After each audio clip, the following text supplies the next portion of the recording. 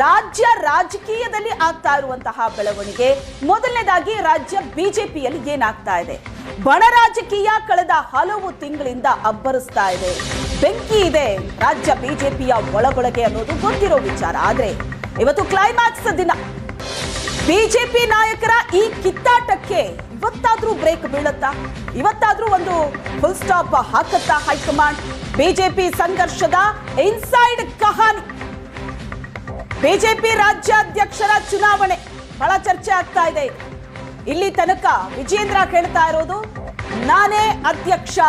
ನಾನೇ ಅಧ್ಯಕ್ಷರಾಗಿ ಮುಂದುವರಿತೀನಿ, ಮುಂದಿನ ವಿಧಾನಸಭೆ ಚುನಾವಣೆ ಕೂಡ ನಮ್ಮ ನೇತೃತ್ವದಲ್ಲೇ ನಡೆಯುತ್ತೆ ಅಂತ. ಆದ್ರೆ ಈಗ ಬಿಜೆಪಿ ಅಧ್ಯಕ್ಷರ ಚುನಾವಣೆ ನಡೆಯೋದು ಕೂಡ ಪಕ್ಕ. ಬಿಜೆಪಿ ಗಲಾಟೆಗೆ ಕೊನೆಗೂ ಹೈಕಮಾಂಡ್ ಎಂಟ್ರಿ ಕೊಟ್ಟಿದೆ. ರಾಜ್ಯಕ್ಕೆ ಉಸ್ತುವಾರಿ ರಾಧಾ ಮೋಹನ್ ದಾಸ್ ಭೇಟಿ ನೀಡುತ್ತಿದ್ದಾರೆ. ರಾಜ್ಯ ಬಿಜೆಪಿಗೆ ಇವತ್ತು ಕ್ಲೈಮ್ಯಾಕ್ಸ್ ದಿನ ಆಗಿದೆ. ಬಿಜೆಪಿ ಒಳಗೊಳಗೆ ನಡೀತಾ ಇರುವಂತಹ ಬಣ ಬಡಿದಾಟ ಎರಡು ಬಣಗಳಾಗಿದೆ. ವಿಜೇಂದ್ರ ವರ್ಸಸ್ ಯತ್ನಾಳ್ ಬಣ ಓಪನ್ ಆಗಿ ಬಂದು ಆರೋಪ ಪ್ರತ್ಯಾರೋಪಗಳನ್ನ ನಾಯಕರು ಮಾಡ್ತಾ ಇದ್ದು ಇದು ಕಾರ್ಯಕರ್ತರನ್ನ ಬಹಳಷ್ಟು ಗೊಂದಲಕ್ಕೆ ತಳ್ಳಿದೆ. ಸಾಲು ಸಾಲು ಆರೋಪಗಳು ಆಡಳಿತಾರೂಢ ಸರ್ಕಾರದ ಮೇಲಿದೆ, ಹಗರಣಗಳು ಕೇಳಿ ಬರ್ತಾ ಇದೆ. ಇದನ್ನ ಸಮರ್ಥವಾಗಿ ಬಳಸ್ಕೋಬೇಕಾದಂತಹ, ಎದುರಿಸಬೇಕಾದಂತಹ ಪ್ರಮುಖ ವಿಪಕ್ಷ ಬಿಜೆಪಿಯೇ ಈ ರೀತಿ ಬಣ ಬಡಿದಾಟದಲ್ಲಿ ನಿರತವಾಗಿದ್ದು ಕಾರ್ಯಕರ್ತರನ್ನು ಕೂಡ ಇದು ಗೊಂದಲಕ್ಕೆ ಮಾಡಿದೆ. ಒಂದು ಕಡೆ ಬಿಜೆಪಿಯಲ್ಲಿ ಬಣ ಬಡಿದಾಟ, ಮತ್ತೊಂದು ಕಡೆ ರಾಜ್ಯಾಧ್ಯಕ್ಷರ ಬದಲಾವಣೆ ಆಗ್ಲೇಬೇಕು ಅಂತ ಯತ್ನಾಳ್ ಅಂಡ್ ಟೀಮ್ ಪಟ್ಟು ಹಿಡಿದಿದೆ. ಇದರ ನಡುವೆ ಇವತ್ತು ಬಿಜೆಪಿ ಕಚೇರಿಯಲ್ಲಿ ಇಡೀ ದಿನ ಮೀಟಿಂಗ್ ನಡೆಯುತ್ತೆ. 3 ಪ್ರಮುಖ ಸಭೆಯನ್ನ ನಡೆಸ್ತಾರೆ ಬಿಜೆಪಿ ಉಸ್ತುವಾರಿ ರಾಧಾ ಮೋಹನ್ ದಾಸ್ ಅಗರ್ವಾಲ್. ಮಧ್ಯಾಹ್ನ 3 ಗಂಟೆಗೆ ಜನಪ್ರತಿನಿಧಿಗಳ ಅಭಿಪ್ರಾಯ ಸಂಗ್ರಹಿಸ್ತಾರೆ. ಬಿಜೆಪಿ ಶಾಸಕರು, ಸಂಸದರು ಎಲ್ಲರ ಅಭಿಪ್ರಾಯವನ್ನ ಸಂಗ್ರಹ ಮಾಡ್ತಾರೆ ಬಿಜೆಪಿ ಉಸ್ತುವಾರಿ. ಸಂಜೆ 4 ಗಂಟೆಗೆ ಸಂಘಟನೆ ಪರ್ವದ ಪರಿಶೀಲನೆ ಆಗುತ್ತೆ. ಜಿಲ್ಲಾಧ್ಯಕ್ಷರ ಚುನಾವಣೆ ಸಂಬಂಧ ಸಭೆಯಲ್ಲಿ ಸಮಗ್ರವಾಗಿ ಚರ್ಚೆಯನ್ನ ಮಾಡ್ತಾರೆ. ರಾಜ್ಯಾಧ್ಯಕ್ಷ ಚುನಾವಣೆಯ ಬಗ್ಗೆ ಬಿಜೆಪಿ ಉಸ್ತುವಾರಿ ರಾಧಾ ಮೋಹನ್ ದಾಸ್ ಅಗರ್ವಾಲ್ ಚರ್ಚೆಯನ್ನ ಮಾಡ್ತಾರೆ. ಅದಾದ ನಂತರ ಸಂಜೆ 7 ಗಂಟೆಗೆ ಕೋರ್ ಕಮಿಟಿ ಸಭೆ ಇದೆ. ರಾಜ್ಯಾಧ್ಯಕ್ಷರ ಆಯ್ಕೆಯ ಸಂಬಂಧ ಅಲ್ಲೂ ಕೂಡ ಅಭಿಪ್ರಾಯ ಸಂಗ್ರಹವನ್ನ ಮಾಡ್ತಾರೆ. ಆ ಅಭಿಪ್ರಾಯವನ್ನ ಸಂಗ್ರಹಿಸಿ ದೆಹಲಿಗೆ ಹೋಗಿ ಅಲ್ಲಿ ಹೈಕಮಾಂಡ್ ನ ಮುಂದೆ ಇಡ್ತಾರೆ. ಸೊ ಅಲ್ಲಿ ಒಂದು ಫೈನಲ್ ಡಿಸಿಷನ್ ಆಗತ್ತೆ. ಈ ಬಗ್ಗೆ ಹೆಚ್ಚಿನ ಡೀಟೇಲ್ಸ್ ಅನ್ನ ಕೊಡ್ತಾರೆ ನಮ್ಮ ಪ್ರತಿನಿಧಿ ರವಿ ಶಿವರಾಮ್ ಸಂಪರ್ಕದಲ್ಲಿದ್ದಾರೆ. ರವಿ ಶಿವರಾಮ್, ಬಿಜೆಪಿಯ ಬಣ ಬಡಿದಾಟದ ಬಗ್ಗೆ ಈಗಾಗಲೇ ಸಾಕಷ್ಟು ಬಾರಿ ನಾವು ಕೂಡ ಮಾತಾಡಿದ್ದೀವಿ. ಇವತ್ತಾದ್ರೂ ಫುಲ್ ಸ್ಟಾಪ್ ಬೀಳುತ್ತಾ ಅಂತ ಹಲವು ಸಲ ನಾನು ನಿಮ್ಮನ್ನ ಪ್ರಶ್ನೆ ಮಾಡಿದ್ದೇನೆ. ಬಟ್ ಇವಾಗ ಹೈಕಮಾಂಡ್ ಎಂಟ್ರಿ ಕೊಟ್ಟಿದ್ದು, ರಾಜ್ಯ ಉಸ್ತುವಾರಿ ಕೂಡ ಇವತ್ತು ಸಾಲು ಸಾಲು ಸಭೆ ನಡೆಸ್ತಾ ಇರೋದ್ರಿಂದ ಏನಾದ್ರೂ ಫೈನಲ್ ಆಗತ್ತಾ? ಇಲ್ಲಿ ಯತ್ನಾಳ್ ಬಣ, ವಿಜಯೇಂದ್ರ ಬಣ, ಅದ್ರ ಜೊತೆಗೆ ತಟಸ್ಥ ಬಣ ಇದೆ. ಒಳಗೊಳಗೆ ಯತ್ನಾಳ್ ಟೀಮ್ಗೆ ಅದು ಸಪೋರ್ಟ್ ಮಾಡ್ತಾ ಇದೆ. ಶಾಸಕರ ಅಭಿಪ್ರಾಯ ಸಂಗ್ರಹ ಏನಾಗ್ಬೋದು ಹಾಗಾದ್ರೆ?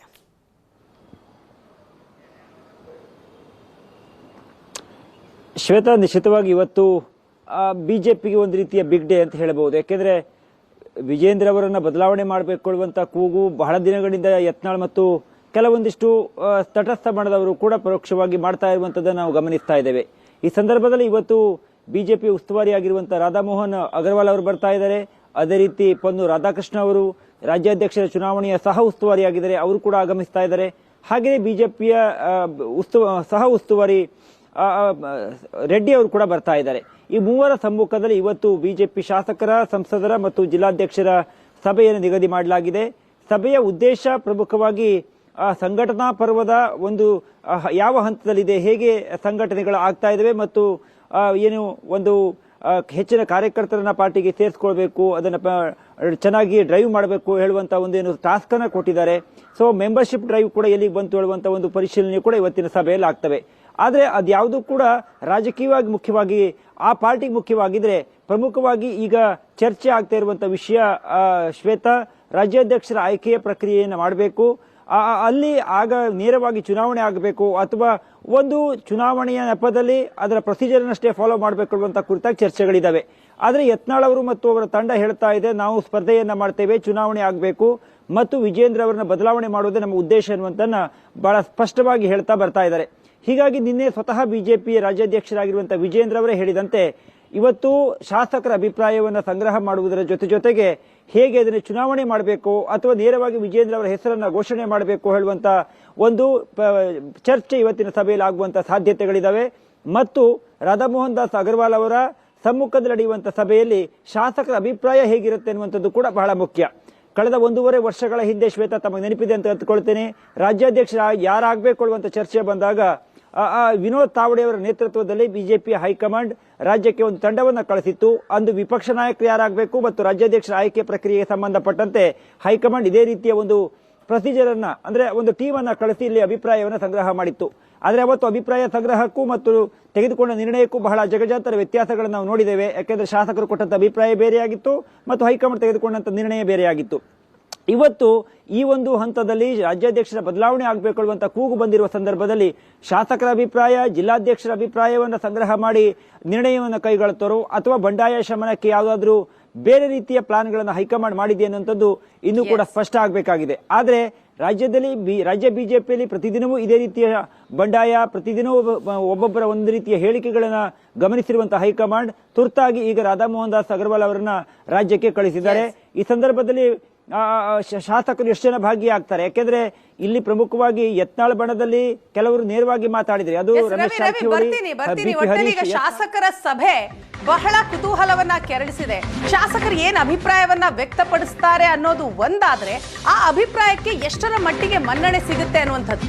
ಶಾಸಕರ ಸಭೆಗೆ ಯತ್ನಾಳ್ ಆಂಟಿ ಗೈರಾಗುತ್ತಾ ಅಂತಹ ಸಾಧ್ಯತೆನೇ ಹೆಚ್ಚಾಗಿ ಕಂಡು ಬರ್ತಾ ಇದೆ. ತಟಸ್ಥ ಬಣದ ಕೆಲ ಶಾಸಕರು ಗೈರಾಗುವ ಸಾಧ್ಯತೆ ಇದೆಯಂತೆ. ಸಭೆಯಿಂದ ಬಸನಗೌಡ ಪಾಟೀಲ್ ಯತ್ನಾಳ್, ರಮೇಶ್ ಜಾರಕಿಹೊಳಿ, ಹರೀಶ್ ದೂರ ಉಳಿತಾರ ಅಂತಹ ಸಾಧ್ಯತೆಗಳೇ ಹೆಚ್ಚು ಅನ್ನುವಂತಹ ಚರ್ಚೆ ಆಗ್ತಾ ಇದೆ. ಇನ್ನು ಉಸ್ತುವಾರಿ ರಾಧಾಮೋಹನ್ ದಾಸ್ ಪಕ್ಷಪಾತ ಮಾಡ್ತಾರೆ ಅನ್ನುವಂತಹ ಆರೋಪ ಈ ಬಣದ್ದು. ಉಸ್ತುವಾರಿ ಸಭೆಗೆ ಹಾಜರಾಗಿ ಯಾವುದೇ ಪ್ರಯೋಜನ ಇಲ್ಲ. ರಾಜ್ಯಾಧ್ಯಕ್ಷರ ಆಯ್ಕೆ ಉಸ್ತುವಾರಿ ಶಿವರಾಜ್ ಸಿಂಗ್ ಸಭೆಗೆ ಮಾತ್ರ ಹಾಜರಾಗೋದಕ್ಕೆ ನಿರ್ಧಾರವನ್ನ ಮಾಡಿದ್ದಾರೆ. ಏನಾಗುತ್ತೆ ಅನ್ನುವಂತಹ ಕುತೂಹಲ ಇದೆ. ರವಿ, ನಾವು ಗಮನಿಸ್ತಾ ಇದ್ದೀವಿ ಇವತ್ತು ನಡೆಯುವಂತಹ ಸಾಲು ಮೀಟಿಂಗ್, ಅದರಲ್ಲೂ ಶಾಸಕರ ಸಭೆ ಏನಿದೆ ಉಸ್ತುವಾರಿ ಅವರ ನೇತೃತ್ವದಲ್ಲಿ, ಸೊ ಆ ಸಭೆಗೆ ಯತ್ನಾಳ್ ಅಂಡ್ ಟೀಮ್ ಹಾಜರಾಗುತ್ತಾ? ಇದು ದೊಡ್ಡ ಪ್ರಶ್ನೆ ಅಲ್ವಾ? ಏನ್ ಮಾಹಿತಿಗಳು ಸಿಗ್ತಾ ಇದೆ?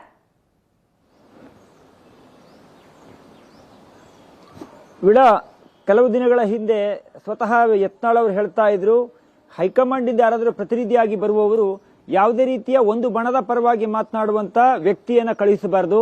ಯಾರು ತಟಸ್ಥವಾಗಿರ್ತಾರೆ, ಯಾರ ಟೀಮ್ ಪರವಾಗಿ ಅಥವಾ ಯಾರ ಬಣದ ಪರವಾಗಿ ಗುರುತಿಸಿಕೊಂಡಿಲ್ಲ ಅಂತವರನ್ನ ಪ್ರತಿನಿಧಿಯಾಗಿ ಕಳಿಸಬೇಕು ಹೇಳುವಂತ ಒಂದು ಒತ್ತಾಯವನ್ನ ನೇರವಾಗಿ ಮಾಡುವುದರ ಮೂಲಕ ರಾಧಾಮೋಹನ್ ದಾಸ್ ಅಗರ್ವಾಲ್ ಒಂದು ಪಕ್ಷಪಾತ ಮಾಡ್ತಾ ಹೇಳುವಂತ ನೇರವಾದ ಆರೋಪವನ್ನು ಯತ್ನಾಳ್ ಮಾಡಿದ್ರು. ಹೀಗಾಗಿ ಇವತ್ತು ಕರೆದಿರುವಂತಹ ಸಭೆ ಅಗರ್ವಾಲ್ ಅವರ ನೇತೃತ್ವದಲ್ಲಿ ಆಗ್ತಾ ಇದೆ. ಹೀಗಾಗಿ ನಮಗಿರುವ ಮಾಹಿತಿಯ ಪ್ರಕಾರ ಯತ್ನಾಳ್, ರಮೇಶ್ ಜಾರಕಿಹೊಳಿ, ಅದೇ ರೀತಿ ಬಿಪಿ ಹರೀಶ್ ಇವತ್ತಿನ ಸಭೆಗೆ ಬರುವಂತಹ ಸಾಧ್ಯತೆಗಳು ತೀರಾ ಕಡಿಮೆ ಎನ್ನುವಂಥದ್ದು ಈಗಿನ ವರ್ತಮಾನ. ಯಾಕೆಂದ್ರೆ ರಾಜ್ಯಾಧ್ಯಕ್ಷರ ಚುನಾವಣೆಯ ಪ್ರಕ್ರಿಯೆಗೆ ಉಸ್ತುವಾರಿಯನ್ನಾಗಿ ಶಿವರಾಜ್ ಸಿಂಗ್ ಚೌಹಾಣ್ ಅವರನ್ನು ನೇಮಕ ಮಾಡಲಾಗಿದೆ. ಅವರ ಕರೆದಿರುವಂತಹ ಸಭೆಗೆ ಆದ್ರೆ ನಾವು ಬರೋದಕ್ಕೆ ಸಿದ್ಧ ಇದ್ದೇವೆ, ಆದರೆ ಅಗರ್ವಾಲ್ ಅವರು ಕರೆದಿರುವಂತಹ ಸಭೆಗೆ ತಾವು ಹೋಗೋದಕ್ಕೆ ಸಿದ್ಧ ಇಲ್ಲ ಎನ್ನುವಂತಹ ಮಾಹಿತಿಗಳನ್ನ ಅವರ ತಂಡದಿಂದ ಬರ್ತಾ ಇದ್ದಾವೆ. ಯಾಕೆಂದ್ರೆ ಅಗರ್ವಾಲ್ ಪ್ರತಿ ಬಾರಿಯೂ ಕೂಡ ವಿಜೇಂದ್ರ ಅವರು ಹೇಳಿದಂತೆ ಅಥವಾ ಯಡಿಯೂರಪ್ಪನವರು ಹೇಳಿದಂತೆ ನಡ್ಕೊಳ್ತಾರೆ, ನಮ್ಮ ಮಾತಿಗೆ ಬೆಲೆಯನ್ನು ಕೊಡುವುದಿಲ್ಲ ಎನ್ನುವಂಥದ್ದು ಯತ್ನಾಳ್ ಬಣದ ಆರೋಪ. ಈ ಕಾರಣಕ್ಕಾಗಿ ಶಾಸಕರಿಗೆ ಇವತ್ತು ಕರೆದಿರುವಂತಹ ಸಭೆಯಿಂದ ಯತ್ನಾಳ್ ಮತ್ತು ಅವರ ತಂಡದ ಕೆಲ ಸದಸ್ಯರು ದೂರ ಉಳಿಯುವಂತಹ ಸಾಧ್ಯತೆಗಳು ಬಹಳ ಹೆಚ್ಚಳವಾಗಿದೆ. ಯಾಕೆಂದ್ರೆ ಈ ಒಂದು ಬಣದ ಬಡಿದಾಟ ಹೈಕಮಾಂಡ್ ಮಟ್ಟಕ್ಕೆ ಹೋಗಿದೆ. ಅಮಿತ್ ಶಾ ಅವರು ಅದರ ಕುರಿತು ಚರ್ಚೆಯನ್ನು ಮಾಡಿದ್ದಾರೆ, ಜೆ.ಪಿ. ನಡ್ಡಾ ಅವರು ಇದರಲ್ಲಿ ಮಧ್ಯಸ್ಥಿಕೆಯನ್ನು ವಹಿಸ್ತಾರೆ. ಹೀಗೆ ಈ ಒಂದು ಜಗಳ ದೆಹಲಿಯಲ್ಲಿ ಪ್ರಮುಖ ನಾಯಕರುಗಳ ವರಿಷ್ಠರ ಮುಂದೆ ಇರುವಂತಹ ಸಂದರ್ಭದಲ್ಲಿ ರಾಧಾಮೋಹನ್ ದಾಸ್ ಅಗರ್ವಾಲ್ ಅವರು ಬಂದು ಏನನ್ನ ಮಾಡ್ತಾರೆ ಎನ್ನುವಂಥದ್ದು ಇವ್ರಿಗಿರುವಂತಹ ಪ್ರಶ್ನೆ.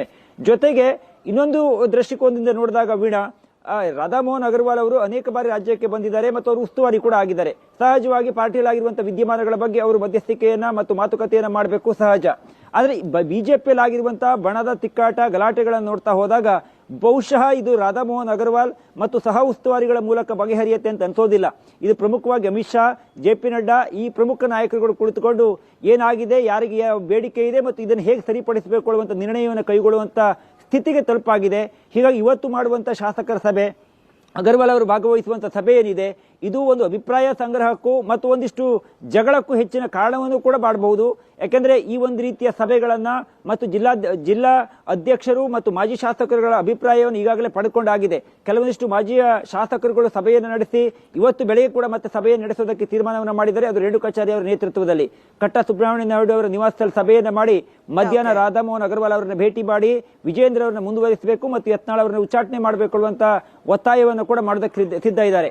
ಹೀಗಾಗಿ ಈ ಒಂದು ಸಭೆಯ ಉದ್ದೇಶ ಅಭಿಪ್ರಾಯ ಸಂಗ್ರಹ ಆದ್ರೂ ಕೂಡ ಅದು ಇಲ್ಲಿಗೆ ಬಗೆಹರಿಯುತ್ತೆ. ರಾಧಾಮೋಹನ್ ಅಗರ್ವಾಲ್ ಮತ್ತು ಅವರ ತಂಡ ಕ್ಲೈಮ್ಯಾಕ್ಸ್ ಡೇ ಅಂತ ಹೇಳ್ತಾ ಇದೀವಿ. ಇದು ಕ್ಲೈಮ್ಯಾಕ್ಸ್ ಅಲ್ಲ, ಮತ್ತೊಂದು ಸುತ್ತಿನ ಯುದ್ಧ ಇಲ್ಲಿ ಶುರುವಾಗೋದು ಪಕ್ಕ ಅಂತ. ಕಾಂಗ್ರೆಸ್ನಲ್ಲೂ ಹಾಗೆ ಆಗಿತ್ತು. ಉಸ್ತುವಾರಿ ಬರ್ತಾರೆ ಇಲ್ಲಿರೋ ಸಮಸ್ಯೆನ ಬಗೆಹರಿಸೋದಕ್ಕೆ. ಈಗ ನೋಡಿದ್ರೆ ಉಸ್ತುವಾರಿ ಮೇಲೇನೆ ಒಂದು ಬಣ ಸಿಡಿದೆದ್ದಿದೆ. ಬಿಜೆಪಿಯಲ್ಲೂ ಕೂಡ ಹಾಗೆ ಆಗ್ತಾ ಇದೆ. ಇಲ್ಲಿ ಹೈಕಮಾಂಡ್ ನ ನಡೆ ಬಹಳ ಕುತೂಹಲ ಅನ್ಸಲ್ವಾ? ದೆಹಲಿ ಅಂಗಳಕ್ಕೆ ಈ ಇಶ್ಯೂ ಹೋದ್ರೆ ಅದನ್ನ ಬಗೆಹರಿಸೋ ಬದಲು ಅಲ್ಲಿ ಬೆನ್ನು ತಟ್ಟಿ ಕಳಿಸ್ತಾ ಇದ್ದಾರೆ. ಇಲ್ಲಿ ನೋಡಿದ್ರೆ ರಾಜ್ಯಕ್ಕೆ ಬಂದು ಎರಡು ಬಣದವರು ಕಿತ್ತಾಡ್ತಾ ಇದ್ದಾರೆ. ಇದು ಹೀಗೆ ಮುಂದುವರೆದ್ರೆ ಹೇಗೆ?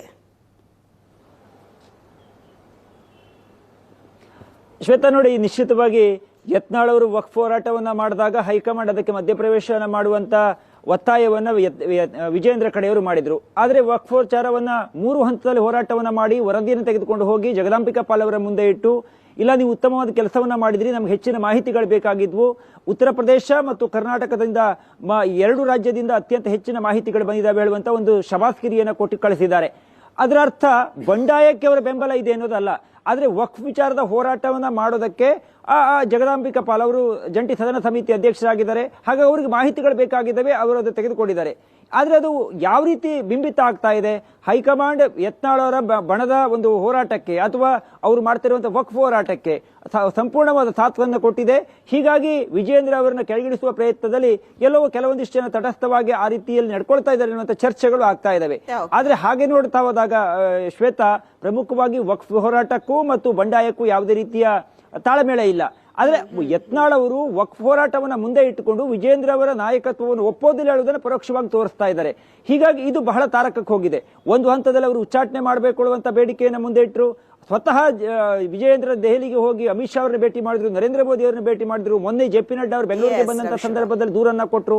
ಆ ಸಂದರ್ಭದಲ್ಲಿ ಜೆ.ಪಿ. ನಡ್ಡಾ ಅವರು ಹೇಳಿದ್ರು ಅನ್ನುವಂಥದ್ದು ಮಾಹಿತಿ ಎಲ್ಲ ಅಮಿತ್ ಶಾ ನೋಡ್ಕೊಳ್ತಾರೆ ಅನ್ನುವಂಥದ್ದು. ಹೀಗಾಗಿ ಅಮಿತ್ ಶಾ ಈ ಒಂದು ಜಗಳವನ್ನ ನೋಡಬೇಕೆ ಹೊರತಾಗಿ ಬಹುಶಃ ಈ ಒಂದು ಉಸ್ತುವಾರಿಗಳು ಬಂದಾಕ್ಷಣ ಎಲ್ಲವೂ ಬಗೆಹರಿಯುತ್ತೆ ಅನ್ನುವಂಥದ್ದು ಇನ್ನೂ ಕೂಡ ಪ್ರಶ್ನಾರ್ಥಕ. Shweta, thank you ರವಿಶಿವರಾಮ್.